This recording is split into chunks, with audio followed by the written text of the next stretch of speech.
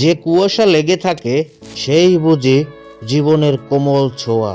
এই কুয়াশারে গায়ে লাগানোর ফান্নি মুই সকাল সকাল বাইরেই পড়ছি রাস্তায়। এত সকালবেলা নলছিটি শহরে এক পক্ষী পেলেও নাই।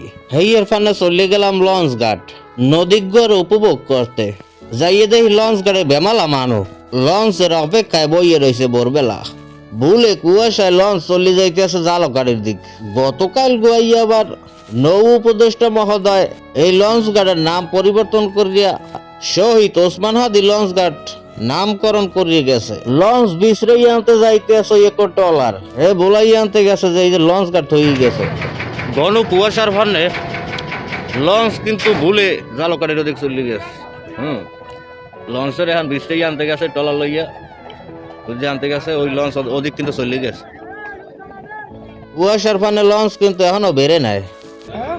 লঞ্চ খুঁজে পাওয়া গেছে। কুয়াশার মধ্যে লঞ্চের দেখা কিন্তু একটু মেলছে। কি একটা অবস্থা। লঞ্চ আবার ফিরে আইছে জালকাঠির ওদিকে ভুলে চলে গেলে কুয়াশার কারণে লঞ্চ আবার ফিরে আইছে মগর নলছিটি লঞ্চ গাড়ে।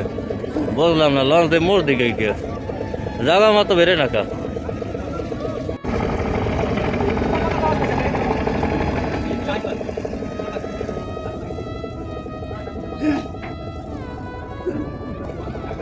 অবশেষে লঞ্চ কিন্তু গাড়ের দেখা পাইছে।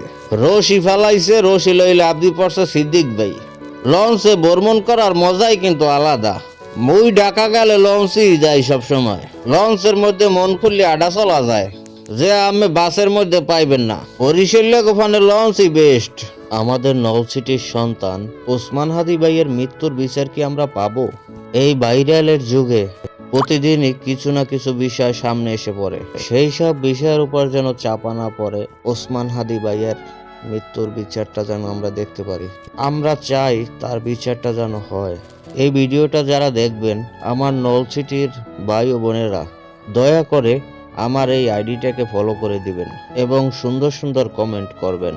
আপনাদের সুন্দর সুন্দর কমেন্টই পারে আমার নতুন নতুন কাজের অনুপ্রেরণা জোগাতে। ধন্যবাদ সবাইকে, ভালো থাকবেন সবাই।